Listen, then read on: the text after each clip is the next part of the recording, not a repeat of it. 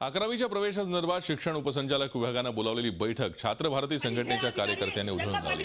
11वी प्रवेशासाठी पात्र ठरलेल्या सर्व विद्याशाखेच्या विद्यार्थ्यांना सुरळीत प्रवेश मिळावा याचं नियोजन करण्यासाठी जिल्ह्यातील सर्व महाविद्यालयाचे मुख्याध्यापक आणि त्यांचे प्रतिनिधी बैठकीला उपस्थित होते।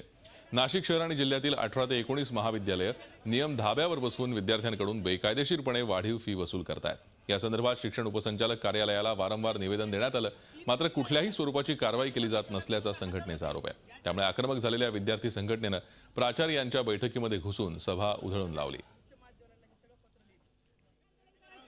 जी काय बैठक झाली, बैठकमध्ये या ठिकाणी शिक्षणाधिकाऱ्यांनी जो निर्णय दिला, शिक्षण उपसंचालकांनी निर्णय दिला, त्याच्यानुसार या ठिकाणी आम्ही जवळजवळ 17-18 कॉलेजेसवर या ठिकाणी कार्यवाही केलेली आहे। की फी परत करायला या ठिकाणी सांगितलेली होती, त्याच्यापैकी काही कॉलेजने या ठिकाणी फी परत केलेली आहे।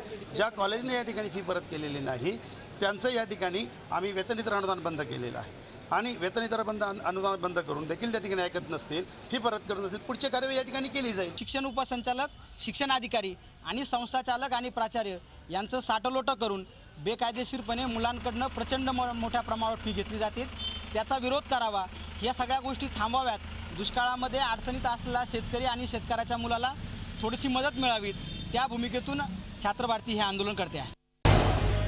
झी 24 तास रहा एक पाऊल पुढे।